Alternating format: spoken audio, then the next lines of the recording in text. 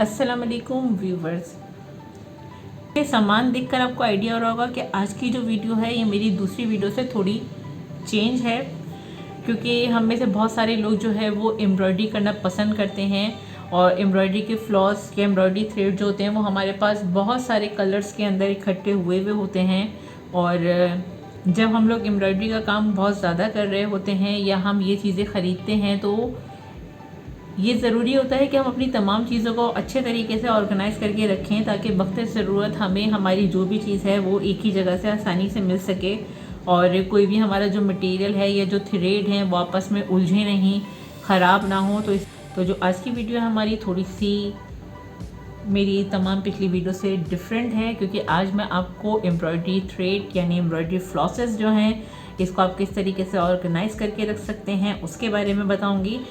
ये जो है बॉक्स मैंने दराज से ऑर्डर करा है, इसका रिव्यू मैंने आपको दिखा दिया था। प्लास्टिक बॉक्स है जिसके अंदर 18 डीप स्टोरेज कंपार्टमेंट है। तो मुझे इस बॉक्स के साथ तकरीबन 200 के करीब ये फ्लॉस बॉबिन मिले हैं और इस तरह की जो स्टिकर शीट्स हैं, ये स्टिकर शीट इसलिए है कि हम इसके ऊपर हमारा जो भी थ्रेड हो उसका नंबर इस पर मेंशन करके अपने पास सेव करके रख सकते हैं।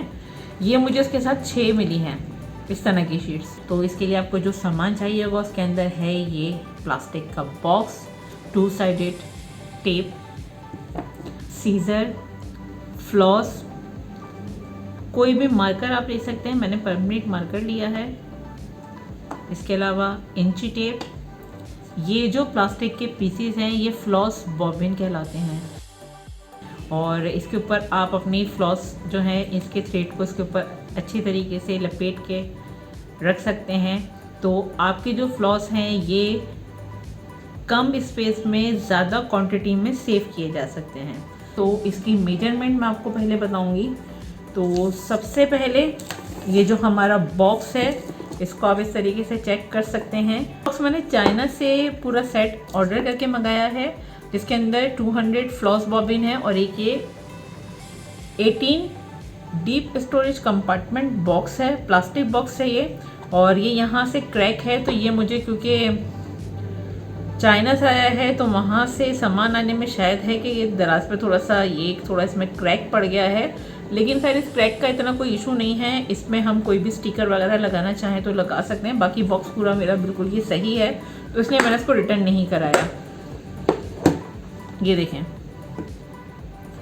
ये जितने भी इसके अंदर पीसीस हैं, ये जो 2 लाइंस हैं ये इसके अंदर बिल्कुल फिक्स हैं। ये वाले जो पीसीस हैं ये आप इसमें से निकाल सकते हैं। आपको इसके अंदर स्टोरेज कंपार्टमेंट का जो भी साइज चाहिए आप अपने काम के हिसाब से इसको रख सकते हैं। इसको आसानी से रिमूव किया जा सकता है, इसको आप इस तरीके से फिक्स करके रख सकते हैं। जिस तरीके से आप अपने सामान के हिसाब से इसको एडजस्ट करना चाहें इनको आसानी से आप एडजस्ट कर सकते हैं। मुझे क्योंकि इसके अंदर ये फ्लॉस बॉबिन ही एडजस्ट करने हैं तो इसके हिसाब से इसका साइज़ ये बिल्कुल सही है। तो पहले मैं इसकी थोड़ी सी आपको मेजरमेंट बता देती हूँ। यहाँ पर जो इस बॉक्स की गहराई आ रही है, ये देखें इसकी गहराई आ रही है, मैंने बिल्कुल इससे मिला के रखा है। ये तकरीबन आ रही है 1.5 इंच इसकी गहराई है। यहाँ से यहाँ तक भी देखें अगर आप तो 1.5 इंच इसका साइज है। ये यहाँ से यहाँ तक ये भी 1.5 इंच साइज है, मतलब इसकी लंबाई इसकी चौड़ाई 1.5 इंच के करीब है और इसकी जो गहराई है वो भी हमारे पास तकरीबन 1.5 इंच के करीब है। ठीक है, इस बॉक्स की टोटल लंबाई है 9 इंच और अगर हम इसको सेंटीमीटर में देखें तो ये 23 सेंटीमीटर है इसकी लंबाई। इसकी जो चौड़ाई है ये तकरीबन 11.5 सेंटीमीटर है और अगर हम इसको इस तरीके से इंचेस में देखें तो ये तकरीबन 4.5 सेंटीमीटर। तो ये बॉक्स देखने में बहुत छोटा है, लेकिन जिस वक्त हम थ्रेड को बॉबिन के ऊपर लपेट के इसके अंदर रखेंगे तो तकरीबन एक पोर्शन के अंदर 4 से 5 फ्लॉस बॉबिन ईजिली आ जाते हैं। आप इसके अंदर अगर जैसे कोई और चीज़ रखना चाहें तो आप वो भी रख सकते हैं। तो अब फ्लॉस बॉबिन का जो साइज़ है वो आपको मेजर करके दिखा देती हूँ। ये प्लास्टिक मटेरियल है और अगर इसकी क्वालिटी की बात करें तो इसकी क्वालिटी काफ़ी अच्छी है। ये आसानी से मुड़ने वाला नहीं है और इसमें कहीं पे एजेस नहीं है कि शार्प एजेस हों कि आपका हाथ कट सके। और इसकी जो लंबाई है, अगर हम इसकी लंबाई यहाँ से यहाँ तक नापें तो ये तकरीबन 1.5 इंच के करीब इसकी लंबाई है। लेकिन क्योंकि थ्रेड हमारा ये सेंटर वाले पीस में आएगा तो ये साइज़ इसका 1 इंच है। ठीक है, थ्रेड हम इस वाले हिस्से में लपेटेंगे तो इसका साइज़ 1 इंच है। इसकी चौड़ाई यहाँ से यहाँ तक भी 1 इंच है और अगर आप इसको यहाँ से यहाँ तक नापें तो ये 1.3 इंच इसका साइज़ है।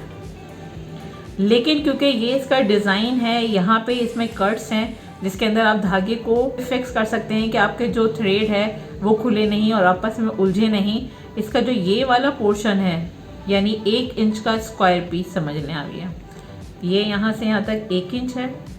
इस हिस्से में धागा आएगा ये पूरा पीस और ये भी 1 इंच है। यहाँ पे ये इसमें होल है। ये कि जो भी हमारे पास फ्लॉस होती हैं, अगर आप नोट करें तो हर फ्लॉस के ऊपर इस तरीके से एक टैग लगा हुआ होता है जहाँ पर कंपनी का नाम और कंपनी का लोगो लिखा हुआ होता है।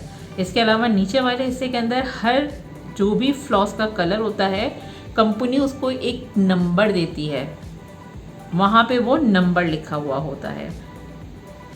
अगर बात दफ़ा ऐसा भी होता है कि कुछ ब्रांड जब ये बनाते हैं तो यहाँ पे नंबर मेंशन नहीं हुआ होता, तो अगर आप किसी शॉप से ये परचेज़ करते हैं तो हर शॉपकीपर के पास हर थ्रेड के शेड कार्ड होते हैं, क्योंकि हर कंपनी शॉपकीपर को जब सामान रखवाती है तो वो शेड कार्ड भी लाजमी देती है।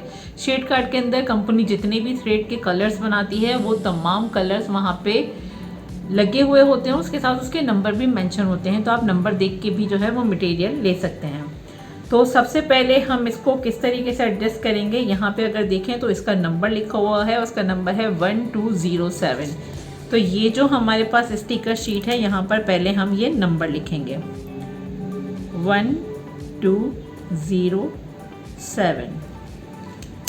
इसके बाद ये जो फ्लॉस बॉबिन है यहाँ ऊपर वाले हिस्से में, क्योंकि यहाँ पर जो है वो हम थ्रेड को लपेट देंगे तो हमें ये स्टिकर ऐसी जगह लगाना है जहाँ से ये हमें ईज़िली नज़र आ सके।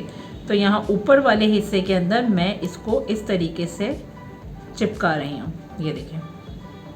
अब क्योंकि मेरे पास ये वाला थ्रेड एंकर का है और इसके ऊपर इस नंबर के धागे जो हैं वो मुख्तलिफ ब्रांड बनाते हैं, लेकिन हर ब्रांड के धागे के कलर में थोड़ा सा फ़र्क होता है।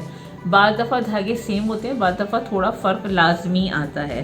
तो इसके लिए हम क्या करेंगे कि ये हमारा जो धागा है इसका जो ये यहाँ का टैग है इसको मैं यहाँ से इस तरीके से निकाल रही हूँ।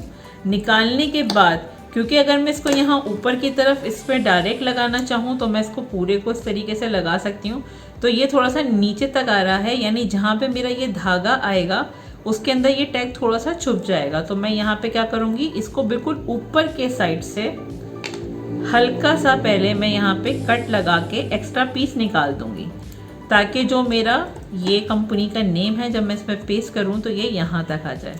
ठीक है, अब ये क्योंकि इस तरीके से पूरा रोल होता है तो मैं इसमें यहाँ पे क्या करूँगी, पीछे के साइड पर यहाँ पे थोड़ा सा कट लगा के ये वाला जो पीस है ये मैं इस पे से निकाल दूँगी। आप डायरेक्ट इसको चिपकाना चाहें आप डायरेक्ट इसको चिपका सकते हैं। ये जो हमारे पास 2 साइड टेप है इसको हम इतनी ही चौड़ाई के हिसाब से पहले कट करेंगे। कट करने के बाद यहाँ पे हमने नंबर लिखा है तो यहीं पे पीछे की तरफ हमें ये इसका टैग लगाना है। पहले इसको यहाँ पे पेस्ट कर देंगे, उसके बाद इसको यहाँ पर इसी के साथ ये इस तरीके से पूरे टैग को मैंने यहाँ पे लगा दिया।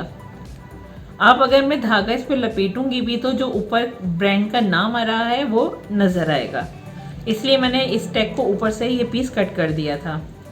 अब आप इसको किस तरीके से लपेट सकते हैं, सबसे पहले आपने क्या करना होगा, इसको यहाँ से सेंटर से इस तरीके से इसको खोलना है। देखें सारे धागे बिल्कुल बैलेंस में आने चाहिए दोनों तरफ, ये देखें ये आ गए इस तरीके से। अब आपने क्या करना है, यहाँ से देखें पहले कौन सा धागा ईजिली खुलेगा। उसके बाद ये जो रोल है ये आपने इस तरीके से अपने हाथ में रख लेना है। हाथ में रखने के बाद ये वाला हिस्सा जब हम इसको बॉक्स में रखेंगे तो ऊपर की तरफ आएगा, यहाँ का नंबर भी और यहाँ कंपनी का नेम भी। उसके बाद ये जो धागा है इसको मैंने यहाँ पे इस तरीके से रखा और इसको इसमें इस तरह फंसाया। इस तरीके से फंसाने के बाद अब आपने इसको यहाँ से बिल्कुल बराबर बराबर टाइट करके इसके ऊपर रोल करना है। जब आप इसको इस तरीके से खोलेंगे तो ये आपस में उलझेगा नहीं।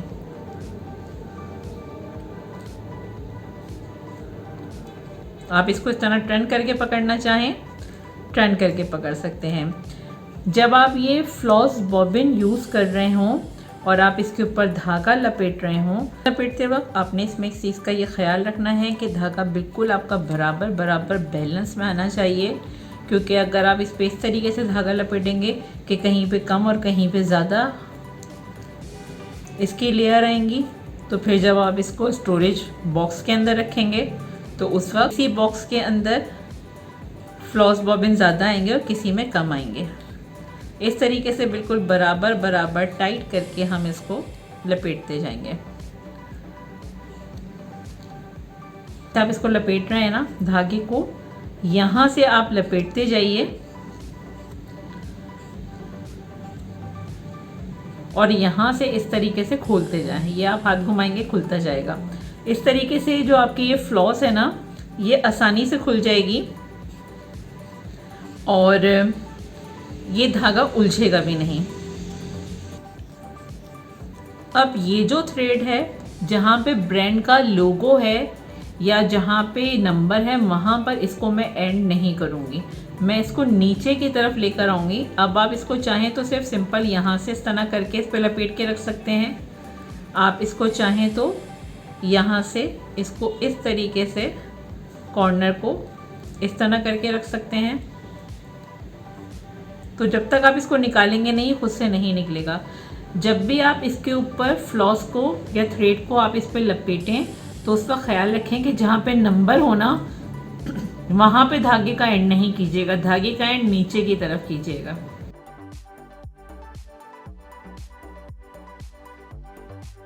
तरीके से मेरे पास अब ये है फ्लॉस, इसको मैं आपको लपेटना बताऊंगी और इसमें मैं धागे के पीसेस अलग करना बताऊंगी। तो सबसे पहले इसका हम जो ये बॉबिन है इसको रेडी कर लेते हैं। ये जो हमारे पास फ्लॉस है इसके अंदर अगर आप देखें तो इस तरीके से ये इसमें 6 धागे होते हैं, ठीक है। एम्ब्रॉयडरी पे बाज़ दफ़ा ऐसा होता है कि हम 2 धागों से काम करते हैं, बाज़ दफ़ा हम 3 धागों से काम करते हैं, बाज़ दफ़ा हम 6 धागों से काम करते हैं। मुख्तलिफ़ किस्म की एम्ब्रॉयडरी में मुख्तलिफ़ थ्रेड की क्वांटिटी यूज़ में आती है। यहाँ पर इसको आप किस तरीके से पीसेस में करके 3-3 धागे करके लपेट सकते हैं, अब मैं वो आपको बता रही हूँ। इसको मैंने यहाँ सेंटर से खोल के ऐसे ही हाथ में पकड़ा है। ये इसका कॉर्नर है जो खुला हुआ है। पहले मैं इसको पूरे को इस तरीके से इसको पूरे को खोलूँगी। आप चाहें तो इस तरीके से लपेटने के बाद थोड़ा थोड़ा जितना भी आपको लेना हो आप उसको कटिंग करके यूज़ कर सकते हैं। लेकिन मैं जिस वक्त काम कर रही होती हूँ तो जितने मुझे थ्रेड चाहिए होते हैं तो मैं उसके हिसाब से पहले ये करती हूँ कि जितने थ्रेड से मुझे काम करना है उतने थ्रेड अलग कर करके जो है वो मैं लपेट के रख लेती हूँ, ताकि काम करने के दौरान अगर निडल में थ्रेड मेरा कम पड़ जाए तो मुझे दोबारा से धागा अलग नहीं करना पड़े। तो अगर जैसे आप काम कर रहे हैं और आपका काम इतना है कि आपको थोड़ा ज़्यादा ही धागा चाहिए होगा तो आप कम से कम एक फ्लॉस को इस तरीके से करके लपेट सकते हैं। अब ये देखें, ये 2 कॉर्नर आ गए, ये इसका सेंटर पीस आ गया। इसको आपस में इस तरीके से मिलाया। मिलाने के बाद इसको इस तरीके से दोबारा से मैं डबल कर रही हूँ। हर शख्स के देखिए काम करने का अंदाज ना बिल्कुल चेंज होता है। मेरी कोशिश होती है कि मैं आपको आसान तरीका बताऊँ। अब देखें, आपको धागा जितना रखना है, आप बड़ा धागा रखना चाहें तो आप रख सकते हैं, आप छोटा धागा रखना चाहें आप इतना धागा रख सकते हैं। बाज़ लोग छोटे थ्रेड से काम करते हैं तो आप इतने साइज़ में इसको ले सकते हैं। तो हम इतना ही साइज़ इसका लेते हैं। अब यहाँ से मैं इसमें लगा रही हूँ कट। और मैं इसको यहाँ से भी लगा रही हूँ कट। आप साइज धागे का इससे बड़ा लेना चाहें बड़ा ले सकते हैं। अब मैंने ये पूरे जो फ्लॉस है यहाँ से यहाँ इसमें इस तरीके से कट लगा दिए, तो ये मेरे पास हर धागे का साइज़ अब इतना है। ठीक है, इसमें से अगर जैसे हमें 3-3 करके धागे लपेटते हैं तो हम किस तरीके से करेंगे। जब भी आप धागे को अलग करें तो अमूमन लोग यहाँ से इसको अलग करते हैं। ठीक है, बाज़ दफ़ा ऐसा होता है जब हम यहाँ से अलग करते हैं तो आगे जाके धागे थोड़े फंस भी जाते हैं, और बाज़ दफ़ा लोग एक एक धागा अलग अलग करके निकालते हैं। तो जो आसान तरीका है उसका ये है कि मैं यहाँ कॉर्नर से नहीं लेती, मैं इसको थोड़ा सा यहाँ पीछे से लेती हूँ। ये 3 धागे और ये 3 धागे इस तरीके से अलग करती हूँ।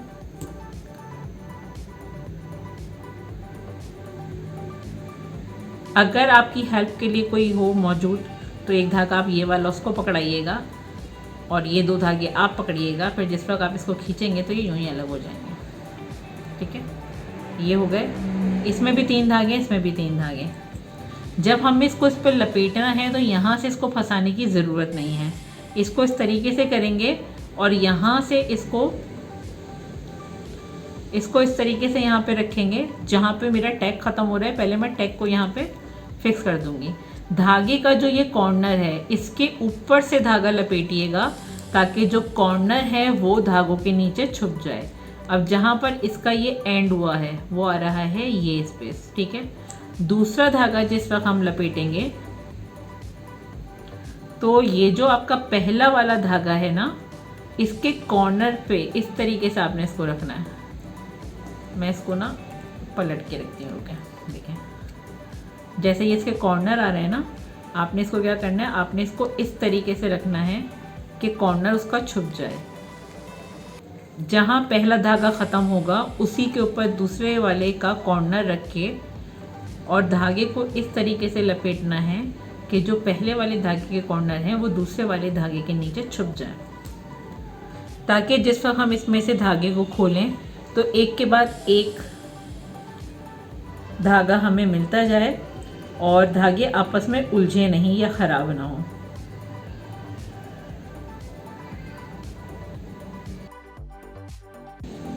यहाँ पे ये धागा इधर ख़त्म हुआ है तो इसके ऊपर ये देखें, ये धागा यहाँ पे ख़त्म हुआ है तो जो दूसरा धागा हम लपेटेंगे वो इसके कॉर्नर के ऊपर रखेंगे और पहले वाले धागे के कॉर्नर को इस धागे के नीचे करते जाएंगे।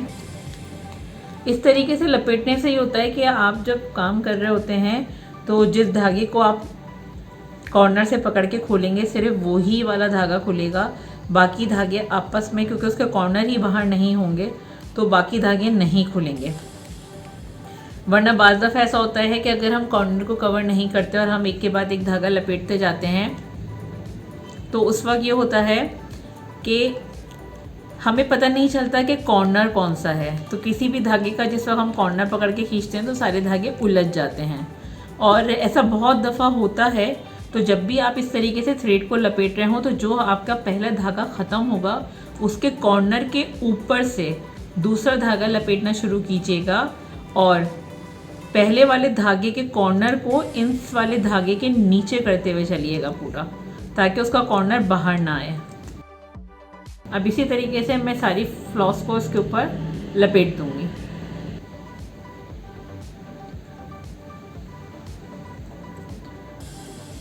अब इसको भी यहाँ पे मैंने इस तरीके से करके पूरा कवर कर दिया। और अब अगर आप इसको गौर से देखें तो कहीं पे भी धागे जो मैंने लपेटे हैं उसके कॉर्नर आपको ऊपर नज़र नहीं आएंगे।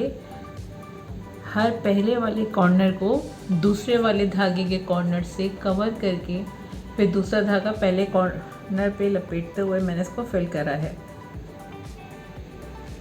डबल शेड धागों के अलावा इस तरीके से सिंगल शेड धागे भी आते हैं, इसको भी आप इसी तरीके से करके लपेट सकते हैं। इसी तरीके से इन तमाम थ्रेड को मैंने इन फ्लॉस बॉबिन के ऊपर जो है वो बिल्कुल लपेट दिया है। और अगर आप देखें तो यहाँ पे सबके नंबर भी मेंशन हैं। यहाँ पे अगर आप देखें तो ये सारे धागे जो हैं ये डबल शेड धागे हैं और इनके ऊपर हर एक कलर के ऊपर उसका नंबर मैंने मेंशन किया है और मैंने इसके बैक साइड के ऊपर ब्रांड का टैग भी लगाया है। जैसे देखें कि ये नंबर है 1220 यानी 1220। ये है मेरे पास यहाँ पर बटरफ्लाई का कलर, ये ब्रांड है बटरफ्लाई का। इसी तरीके से यहाँ पे मेरे पास ये देखें, ये है 1220, लेकिन ये ब्रांड है एंकर कंपनी का। मतलब मैंने जो यहाँ पे ये ब्रांड के टैग्स लगाए हैं, ये मैंने इसलिए लगाए हैं क्योंकि एम्ब्रॉयडरी थ्रेड काफ़ी सारे जो ब्रांड्स हैं वो बनाते हैं, काफ़ी सारी कंपनीज़ हैं जो कि एम्ब्रॉयडरी थ्रेड बनाती हैं, और बाज़ दफ़ा ऐसा होता है कि इनके नंबर बिल्कुल सेम होते हैं लेकिन कलर में फ़र्क होता है। जैसे इन दोनों में कलर में फ़र्क लग रहा है। ये एक जो है ये बटरफ्लाई का है और एक जो है ये एंकर कंपनी का है। अब ये जो हमारे पास फ्लॉस बॉबिन्स हैं, इनको मैं इसमें एडजस्ट करना बताऊंगी। तो मैंने क्योंकि यहाँ पे कलर तरतीब के हिसाब से रखे हुए हैं, तो ये देखें ये लाइट कलर है, तो यहाँ से मैं इसको रखना स्टार्ट कर रही हूँ। अब एक कंपार्टमेंट में कितने फ्लॉस बॉबिन आते हैं ये देखते हैं। 2 3 4 5। ज़्यादा से ज़्यादा अगर आप एक कंपार्टमेंट में फ्लॉस बॉबिन रखते हैं तो वो 5 आएंगे, क्योंकि इन तमाम पांचों के ऊपर एक एक पूरी फ्लॉस मैंने लपेटी है। मतलब एक के अंदर पूरी एक फ्लॉस का धागा है, तो ये 1 2 3 4 5 आए हैं। मतलब ये 5 फ्लॉस बॉबिन पे लपेटने के बाद एक कंपार्टमेंट में फिक्स आ गई है। अब अगर किसी आपके फ्लॉस बॉबिन पे धागे की क्वांटिटी कम लिपटी हुई होगी, मतलब आपने हाफ फ्लॉस को लपेटा है, तो उसकी क्वांटिटी इसी हिसाब से इसमें बढ़ जाएगी। तो हो सकता है कि किसी कंपार्टमेंट में 6 आ जाएं, किसी में 7 या 8 भी आ सकते हैं। ये आपके धागे के ऊपर डिपेंड करता है। जैसे ये तो मैंने एक एक फ्लॉस इस पर लपेटी है। यहाँ पर मेरे पास ये धनक एम्ब्रॉयडरी के नाम से थ्रेड आए थे, धनक थ्रेड हैं ये, और ये पाकिस्तानी ब्रांड है, कॉस्ट पाकिस्तान उसका है, और मैंने इसके ऊपर ये पूरी एक लच्छी लपेटी है। इसके अंदर धागा नॉर्मल जो फ्लॉस होती है उसके मुकाबले में थोड़ा ज़्यादा था। तो अगर जैसे मैं इसको रखती हूँ किसी कंपार्टमेंट में, कराएंगे 1 2 3, ये 3 से कवर हो रहा है। मतलब इसके अंदर हर उस पे एक फ्लॉस है, और ये इसके अंदर बटरफ्लाई और एंकर की फ्लॉस है। तो यहाँ पे जो है वो 5 आ गई हैं। उसके अंदर तकरीबन एक के अंदर 8 मीटर के करीब कंपनी ने मेंशन करा हुआ है, इसके अंदर एक फ्लॉस के अंदर 8 मीटर के करीब थ्रेड होता है। तो ये 8 मीटर वाली जो फ्लॉस हैं ये एक कंपार्टमेंट में 5 आई हैं। ये धनक एम्ब्रॉयडरी के थ्रेड आते थे धनक नाम से, और ये जो है कॉस्ट पाकिस्तान के ही कुछ शेड थे ये, और इसमें एक लच्छी के अंदर थ्रेड इससे डबल है। मतलब समझ ले 16 के करीब, 14 या 16 मीटर के करीब इसके अंदर थ्रेड होता है। तो ये इस तरीके से इसके अंदर जो है वो एक कंपार्टमेंट में ये 3 आए हैं। अब ये 3 आने के बाद इतने फिक्स हो गए कि इसके अंदर मैं ये वाला मज़ीद कोई फ्लॉस बॉबिन ऐड नहीं कर सकती। दूसरी और अहम चीज़ ये कि जब हम फ्लॉस बॉबिन इसके अंदर सेट करेंगे, तो अगर जैसे एक के अंदर ईजिली 5 आ गए हैं, तो इसके अंदर ज़बरदस्ती आप जो है ये मज़ीद ऐड करने की कोशिश नहीं कीजिएगा, क्योंकि अगर आप इसको बहुत टाइट करके अंदर फिक्स कर देंगे तो जिस वक्त आप फ्लॉस बॉबिन निकाल रहे होंगे तो उस वक्त आपको निकालने में परेशानी होगी। अब जैसे ये इसमें सेट हुआ है, आपको जो भी चाहिए आप इसमें आराम से इसको निकाल सकते हैं, आराम से इसमें फ़िक्स कर सकते हैं। दूसरी बात, आपका जो भी कलर है आपने नंबर के हिसाब से निकाला, प्लस पीछे आपने ब्रांड का नाम चेक किया, क्योंकि इसके अंदर बटरफ्लाई, इसके अलावा UMC, इसके अलावा एंकर, के अंदर जितने भी ये डबल शेड धागे मेरे पास फिलवक्त मौजूद थे, मैंने सारे के सारे वो एक ही प्लास्टिक बॉक्स के अंदर एडजस्ट करने हैं। तो इसके अंदर एंकर कंपनी का भी है, इसके अंदर बटरफ्लाई भी है, इसमें UMC भी है, इसके अंदर धनक के भी थ्रेड हैं। तो ये सारे क्योंकि डबल शेड हैं या मल्टी शेड या 3 शेड धागे हैं, तो ये मुझे क्योंकि एक ही बॉक्स में सेट करने थे, तो इसलिए मैंने हर एक के पीछे ब्रांड का नाम भी लिखा है। अब जैसे कि मैंने भी आपको दिखाया था कि ऑरेंज, दोनों ब्रांड के नंबर सेम हैं लेकिन कलर में फ़र्क है। तो जब भी आपको कोई भी इसमें से निकालना हो तो आप निकालने के बाद उसका ब्रांड चेक करके उसको यूज़ कर सकते हैं। अब ये जितने भी मेरे पास फ्लॉस बॉबिन है इनको मैं इसके अंदर एडजस्ट करके आपको दिखाती हूँ। उम्मीद है इसकी वीडियो आपको पसंद आई होगी। अगर मेरी ये वीडियो आपको पसंद आए तो इसे लाइक और शेयर ज़रूर कीजिएगा। मिलते हैं नेक्स्ट वीडियो में। Take care. अल्लाह हाफ़िज़।